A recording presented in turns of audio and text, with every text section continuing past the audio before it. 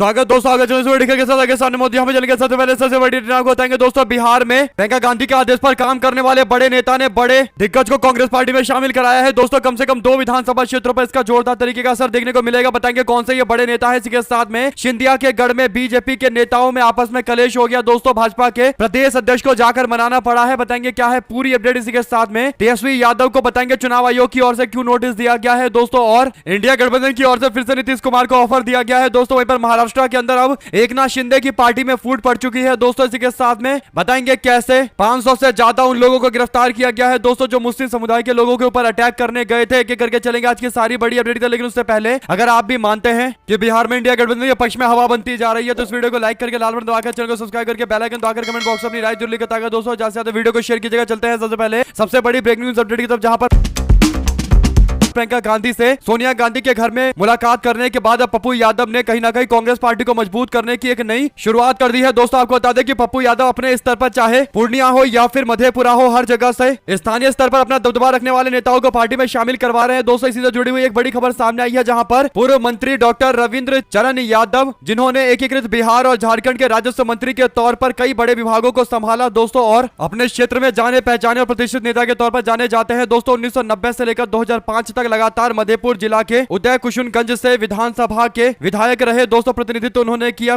पूर्णिया के सांसद पप्पू यादव से मुलाकात करने के लिए पहुंचे हैं दोस्तों, जिसके बाद खबर सामने आ रही है कि आज कांग्रेस पार्टी में ऑफिशियल तौर पर शामिल हो जाएंगे। आपको बता दें कि उनके साथ में कई और सैकड़ों समर्थक भी कांग्रेस पार्टी का दामन थाम सकते हैं दोस्तों। कांग्रेस पार्टी के सदाकत आश्रम में आज उनकी ज्वाइनिंग होगी, जहां पर कांग्रेस पार्टी के प्रभारी कृष्णा लवरू के साथ साथ प्रदेश के अध्यक्ष राजेश राम सहित कई और वरिष्ठ नेता मौजूद रहेंगे दोस्तों। रविंद्र चरण यादव पूर्णिया के सांसद और चर्चित नेता पप्पू यादव के काफी करीबी नेताओं में से एक है और पप्पू यादव कांग्रेस पार्टी को कोसी, सीमांचल और पूर्णिया, कटिहार, अररिया जैसे क्षेत्रों के अंदर मजबूत कर रहे हैं दोस्तों, जहां पर ज्यादातर मुस्लिम और यादव समाज के बाहुल्य सीटें हैं दोस्तों। तेजस्वी यादव और पप्पू यादव के बीच में क्षेत्रीय प्रतिस्पर्धा तो होती है, लेकिन इस बार दोनों नेता एक ही गठबंधन का हिस्सा है दोस्तों। तो इस क्षेत्र के अंदर वोटों के बंटने की कोई जानकारी नहीं है। इस बार कुछ बड़ा गेम इस पूरे क्षेत्र के अंदर देखने को मिलेगा दोस्तों। वोट डिवाइड होने का कोई मतलब ही नहीं है। 2 शब्द जरूर लिखकर बताएगा। जैसे वीडियो को शेयर कीजिएगा। चलते हैं एक और बड़ी अपडेट तरफ, जहां पर केंद्रीय संचार मंत्री ज्योतिरादित्य सिंधिया के संसदीय क्षेत्र के अंतर्गत आने वाले शिवपुरी जिले के अंदर बीजेपी के अंदर उथल पुथल हो गई दोस्तों। भारतीय जनता पार्टी में आपसी कलेश के कारण पार्टी के जिला उपाध्यक्ष ओम प्रकाश जैन अपने पोस्ट से इस्तीफा दे चुके हैं दोस्तों। उन्होंने बाकायदा पार्टी की प्राथमिक सदस्यता को छोड़ते हुए, इस्तीफा देते हुए, त्यागपत्र देते हुए सोशल मीडिया पर कई सारे सवाल खड़े कर दिए दोस्तों, जिसके बाद सिंधिया समर्थक जिला अध्यक्ष पहुंचे उनको मनाने के लिए दोस्तों। यानी भारतीय जनता पार्टी के ओरिजिनल नेता और सिंधिया के समर्थकों के बीच में तनातनी का ये पूरा मामला है। कुल मिलाकर दोस्तों अभी तो बहुत शुरुआत है। आने वाले दिनों के अंदर और ज्यादा सिंधिया समर्थक और भाजपा समर्थकों के बीच में घमासान देखने को मिलेगा दोस्तों। अगर आप भी मानते हैं कि सिंधिया समर्थकों की वजह से ही भारतीय जनता पार्टी के पुराने नेता काफी नाराज रहते हैं दोस्तों, अब तो भ्रष्टाचार के भी आरोप लगा दिए गए हैं, तो घमासान और ज्यादा आने वाले दिनों के अंदर बढ़ने वाला है। अगर आप भी मानते हैं कि ये तो शुरुआत, अभी तो और ज्यादा होगा आपस में कलेश, तो लिखकर जरूर बताएगा। चलते हैं एक और ब्रेकिंग न्यूज अपडेट तक दोस्तों, जहां पर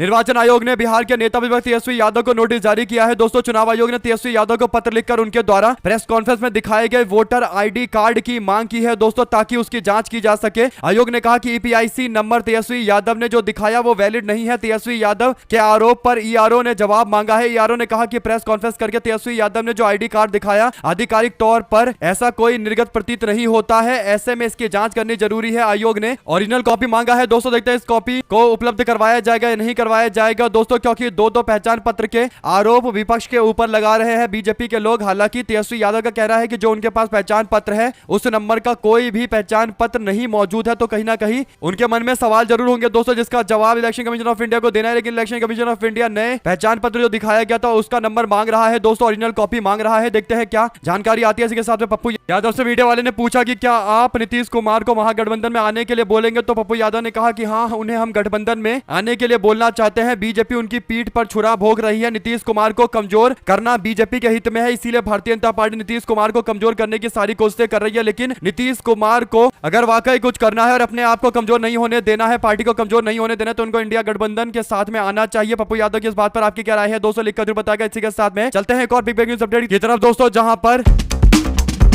महाराष्ट्र में शिवसेना के नेता और उप मुख्यमंत्री एकनाथ शिंदे को 4 दिनों में तीसरा बड़ा झटका लगा है। दोस्तों शिवसेना संपर्क के प्रमुख शिवाजी सावंत ने 4 दिन पहले इस्तीफा दिया था। दोस्तों इसके बाद सोलापुर के शिवसेना गुट के 11 पदाधिकारियों ने अपने पोस्ट से इस्तीफा दे दिया। शिवसेना के जिला संयोजक और पूर्व उप महापौर दिलीप कोहले ने 11 लोगों का इस्तीफा पार्टी को सौंपने की पहल की। दोस्तों इसी बीच सोलापुर में शिवसेना शिंदे गुट को एक तरफ और तगड़ा झटका लगा। दोस्तों खबर यह है कि सोलापुर में शिवसेना शिंदे गुट के युवा सेना के 21 पदाधिकारियों ने अपने पोस्ट से इस्तीफा दे दिया है। युवा पदाधिकारियों ने अपने पोस्ट से इस्तीफा देते हुए बताया है कि उन्होंने शिवाजी सावंत के समर्थन में अपना इस्तीफा दिया। इससे पहले उद्धव ठाकरे की पार्टी के कई सारे नेताओं को इन्होंने तोड़ा था। दोस्तों अभी खबर सामने आ रही है कि अब झटका इनको उल्टा लग रहा है। जब से भारतीय जनता पार्टी के साथ कॉम्प्रोमाइज करते नजर आ रहे हैं, दोस्तों विचारधारा से कॉम्प्रोमाइज कर रहे हैं, तो पार्टी के लोगों के पास कोई विकल्प नहीं है और वो एकनाथ शिंदे को छोड़कर शिवसेना यूबीटी की ओर जाने के संकेत दे रहे हैं। दोस्तों चलते हैं एक और बड़ी अपडेट तब, जहां पर नागपुर स्थित केंद्रीय मंत्री नितिन गडकरी के घर को बम से उड़ाने की धमकी दी गई। दोस्तों सुबह 11:20 पर एक कॉल आती है जिसमें कहा जाता है कि नितिन गडकरी के घर पर बम रख दिया गया है। फिर जांच के बाद पता चलता है कि एक फर्जी कॉल आई थी। इस मामले में उमेश राउत को गिरफ्तार कर लिया गया। दोस्तों आरोपी महल इलाके का रहने वाला है और एक शराब की दुकान में काम करता है। दोस्तों कॉल के पीछे का मकसद अभी नहीं पता चला है, जांच चल रही है, लेकिन मामला काफी बड़ा था इसीलिए कार्रवाई की गई है और अब उम्मीद की जा रही है कि जेल भेजा जाएगा। दोस्तों इसी के साथ में सांसद की पत्नी 2 पहचान पत्र मिले हैं और क्योंकि वो एसआईआर के मामले को लेकर याचिका करता है तो फिर उनके खिलाफ नोटिस जारी करने का दावा इलेक्शन कमीशन ऑफ इंडिया की ओर से किया गया है। सीपीआई माले के ये सांसद है। दोस्तों चलते हैं एक और बड़ी अपडेट की तरफ, जहां पर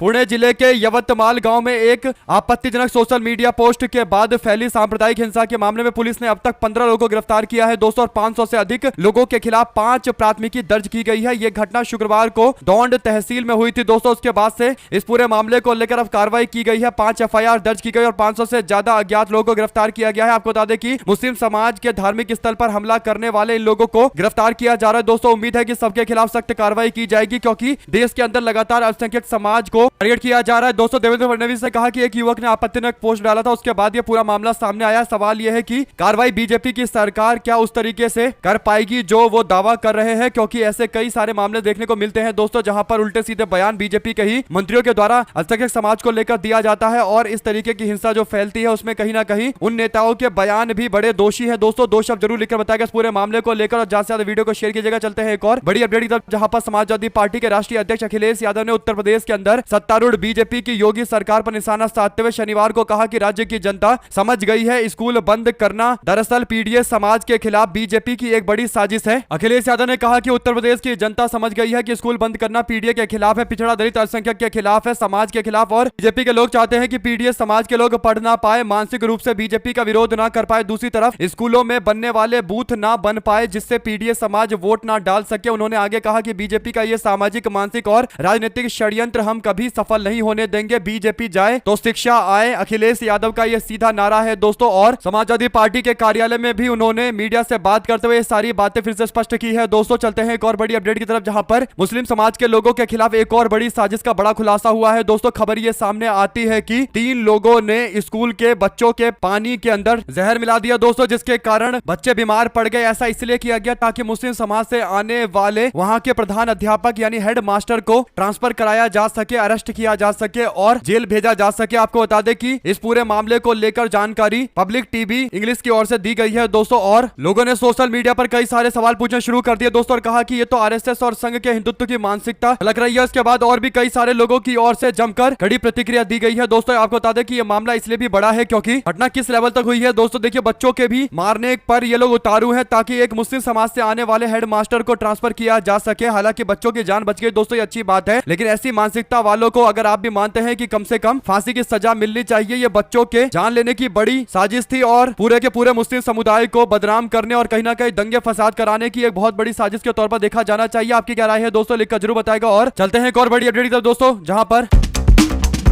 कोल्हापुर वासियों ने नांदनी की हथनी महादेवी, जिसे माधुरी भी बोला जाता है, उसको वापस लेने की मांग को लेकर 3 अगस्त यानी बीते दिन एक बहुत बड़ा ऐतिहासिक, शांतिपूर्ण और मौन मार्च निकाला दोस्तों। ये मार्च नांदनी गांव में शुरू हुआ और कोल्हापुर के जिला अधिकारी कार्यालय तक 45 किलोमीटर तक चला दोस्तों, जिसकी अगुवाई पूर्व सांसद राजू शेट्टी सहित हजारों स्थानीय नागरिकों ने किया। आपको बता दें कि 33 वर्षों से नंदनी मठ में रह रही महादेवी हाथनी को हाल ही में कोर्ट के आदेश के बाद गुजरात के जामनगर स्थित वनतारा यानी अंबानी के बेटे के रेस्क्यू सेंटर पर भेज दिया गया दोस्तों। यानी एक जो चिड़ियाघर, एक प्राइवेट चिड़ियाघर वनतारा बना है, वहां भेज दिया गया दोस्तों। सुप्रीम कोर्ट ने मुंबई हाई कोर्ट का आदेश बरकरार रखा था, जिसमें हथिनी को वनतारा में स्थानांतरित करने का निर्देश दिया गया था। हथिनी की विदाई ने स्थानीय लोगों को भावुक कर दिया दोस्तों, क्योंकि वो जैन समुदाय के लिए श्रद्धा का विषय थी और ग्रामीणों के लिए परिवार जैसी थी। ये आंदोलन पूरी तरीके से बिना शोर शराबे शांतिपूर्ण रहा दोस्तों। अनुशासन के साथ में विरोध किया गया और मांग की गई कि मार्च के अंत में 10 महिलाओं ने जिलाधिकारियों के माध्यम से महामहिम राष्ट्रपति को दया अर्ज यानी मर्सी पिटीशन को साइन करके दिया और महादेवी को वापस लाने की मांग की गई दोस्तों। स्थानीय नेताओं का आरोप है कि वन विभाग व प्रशासन ने हथिनी के ट्रांसफर के लिए सही कागजात या दिशा निर्देशों का पालन नहीं किया और पेटा नामक संस्थान के आरोपों के बाद पूरा मामला न्यायिक स्तर पर पहुंच गया दोस्तों। देखते हैं इस पूरे मामले पर क्या अंबानी के वनतारा से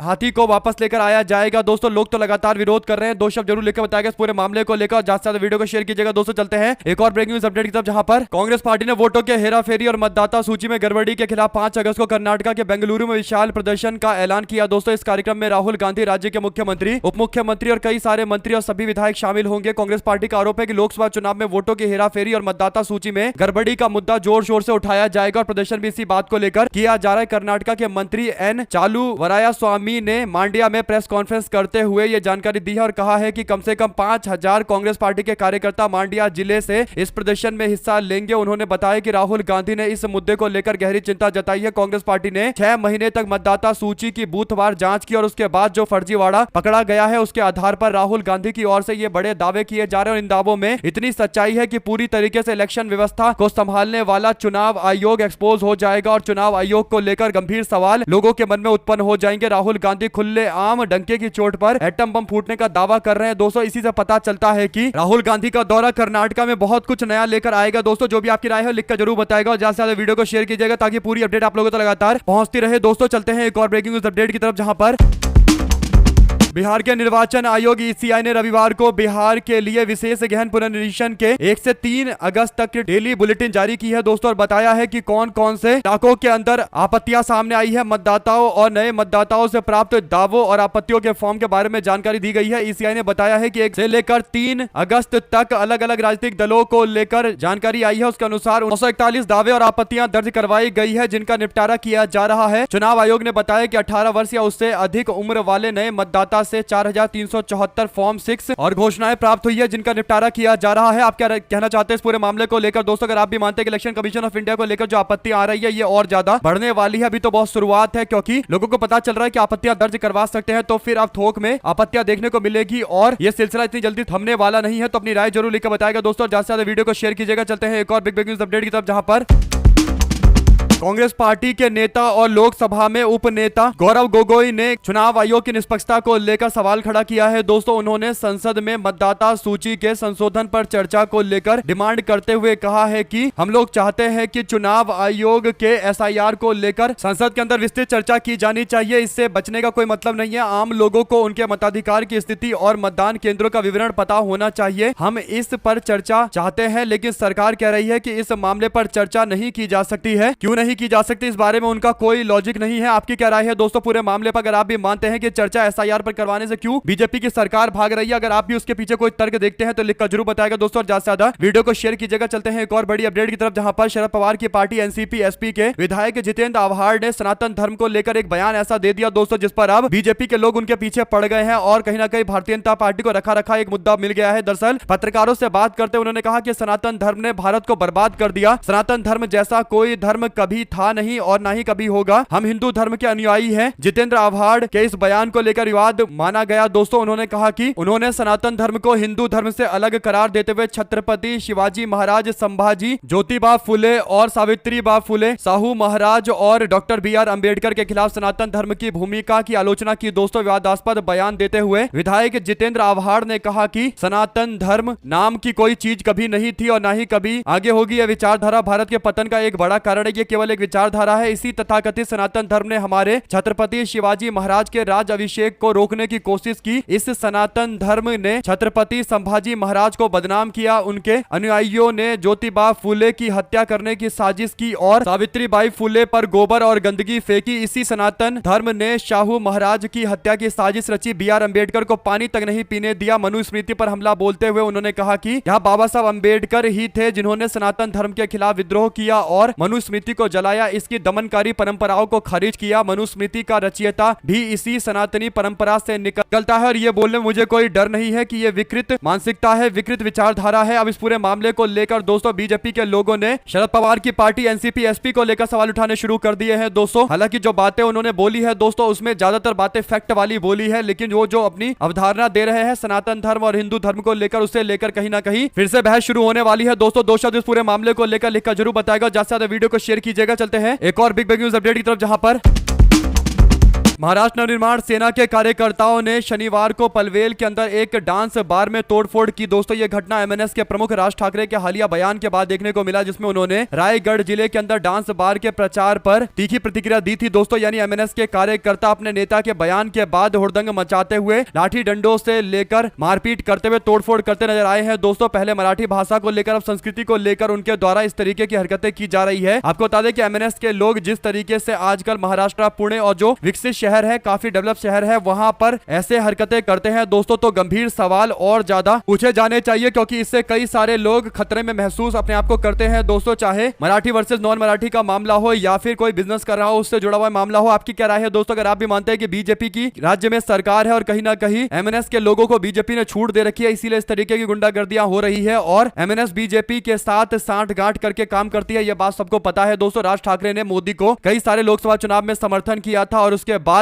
विधानसभा चुनाव में भी उद्धव ठाकरे की पार्टी को कमजोर करने के लिए कई बार राज ठाकरे ने बीजेपी को सपोर्ट करके महाराष्ट्र में भाजपा की सरकार बनवा दी और अब बीजेपी की सरकार बन गई तो वो अपनी राजनीति चमकाने के लिए उद्धव ठाकरे के वोटों को डिवाइड करने के लिए एक तरीके से मराठी मानुस के वोटों को एकजुट करने के लिए अपने पक्ष में अब ये कोशिशें कर रहे हैं। अगर उनको महाराष्ट्र के अंदर मराठी अस्मिता को बचाना चाहिए तो सबसे पहले बीजेपी को सरकार में लाने से रोकना चाहिए था, लेकिन भारतीय जनता पार्टी को सरकार में लाने के लिए तो उन्होंने सारे प्रयास किए दोस्तों, लेकिन अब उनकी विचारधारा में बदलाव देखने को मिल रहा है। दो शब्द जरूर लिखकर बताएगा इस मामले को लेकर और ज्यादा से ज्यादा वीडियो को शेयर कीजिएगा दोस्तों। चलते हैं एक और बड़ी अपडेट की तरफ, जहां पर पश्चिम बंगाल की मुख्यमंत्री ममता बनर्जी की ओर से बीजेपी की सरकार पर गंभीर आरोप लगाए गए हैं दोस्तों। ममता बनर्जी ने भारतीय जनता पार्टी को एक्सपोज करते हुए बीजेपी पर बंगाली भाषा को बांग्लादेशी लैंग्वेज बोले जाने का विरोध किया है दोस्तों। दिल्ली पुलिस की ओर से बंगाली भाषा को बांग्लादेशी लैंग्वेज बोला गया था। इस पर ममता बनर्जी ने ट्वीट करते हुए कहा कि दिल्ली पुलिस अमित शाह के अंतर्गत आती है और वो हमारी बंगाली भाषा को बांग्लादेशी भाषा बता रहे हैं। हमारे रविन्द्रनाथ टैगोर, स्वामी विवेकानंद और बंकिम चंद्र चट्टोपाध्याय के द्वारा लिखी गई बंगाल की भाषा, उसे एनरिच की गई भाषा को कहीं ना कहीं बीजेपी के लोग डिमीन करने की कोशिश कर रहे हैं, कमतर रखने की कोशिश कर रहे हैं। ये कहीं ना कहीं बंगाल के लोगों का अपमान है, बंगाल भाषियों का अपमान है, उनके कल्चर, उनकी संस्कृति, सब चीजों का अपमान है और भाषा के अपमान को कतई बर्दाश्त नहीं किया जाएगा। हम लोग इस पूरे मामले पर विरोध जताते हैं। बंगाल की सरकार भी इसका कंडेम करती है, इस तरीके की भाषा इस्तेमाल करने का। अगर आप भी मानते हैं दोस्तों कि ममता बनर्जी 2026 के चुनाव से पहले कहीं ना कहीं बीजेपी के बंगाल विरोधी रवैये को एक्सपोज करते हुए भाजपा को हर तरीके से बैकफुट पर धकेल देंगे दोस्तों, तो लिखकर जरूर बताएगा। चलते हैं एक और बड़ी अपडेट तब, जहां पर नेता विपक्ष राहुल गांधी हिमाचल प्रदेश के नेताओं के साथ आज बैठक करेंगे। 3-4 चीजों पर बैठक होने वाली है दोस्तों। पहला ये कि क्या कैबिनेट में कुछ बदलाव किया जा सकता है, दूसरा ये कि क्या कोई नया प्रदेश अध्यक्ष बन सकता है जो न्यूट्रल से हो, यानी किसी गुट का हिस्सा ना हो। जैसा कि देखा जाता है कि दो तरीके के गुट चल रहे होते हैं दोस्तों और हिमाचल प्रदेश के अंदर कांग्रेस पार्टी के दोनों गुट अपने अपने लोगों को प्रदेश अध्यक्ष बनाने पर जुटे पड़े हैं, दबाव बना रहे हैं। लेकिन राहुल गांधी शायद इन बातों से बिल्कुल भी पीछे नहीं हटने वाले हैं दोस्तों, यानी इन बातों के दबाव में नहीं आने वाले हैं और वो अपने स्तर पर देखेंगे किसे बनाया जा सकता है प्रदेश अध्यक्ष, और इसीलिए शायद चर्चा होने वाली है। इसी के साथ में दोस्तों कांग्रेस पार्टी ने शुरू किया संगठन निर्माण अभियान। बूथ स्तर पर पार्टी को मजबूत करने के लिए बुलंदशहर में कांग्रेस पार्टी के लोगों ने ब्लॉक स्तर की बैठक बुलाई, जिसमें संगठन के सृजन को लेकर चर्चा की गई। कार्यकर्ताओं ने बीजेपी पर चुनावी धांधली के आरोप लगाए दोस्तों और विशेष रूप से ब्लॉक, नगर और मंडल की कमेटियों को लेकर भी चर्चा कर ली गई। कांग्रेस पार्टी के कोऑर्डिनेटर और पूर्व राष्ट्रीय सचिव विवेक बंसल, वरिष्ठ पार्टी के नेता नरेंद्र राठी और राष्ट्रीय प्रवक्ता अनिल सुनील यादव मुख्य अतिथि के रूप में यहाँ पर उपस्थित थे। तो ये सभी लोग फीडबैक ले रहे हैं कि संगठन का विस्तार किस तरीके से किया जा सकता है। ब्लॉक स्तर से ये सारा फीडबैक आ रहा है और पार्टी को अच्छी बात है कि पार्टी के अपने कार्यकर्ता ही बता रहे हैं कि किस तरीके से बदलाव लाया जा सकता है और ये कहीं ना कहीं कांग्रेस पार्टी के अंदर अमूलचूल परिवर्तन की ओर संकेत दे रहा है। दोस्तों, क्या आप इस बात से इत्तेफाक रखते हैं कि कांग्रेस पार्टी का उत्तर प्रदेश में संगठन विस्तार पार्टी के लिए 2027 के चुनाव में एक बहुत बड़ा पॉजिटिव निकलकर सामने आएगा? तो अपनी राय जरूर लिखकर बताइएगा। दोस्तों, चलते हैं एक और बड़ी अपडेट की तरफ, जहां पर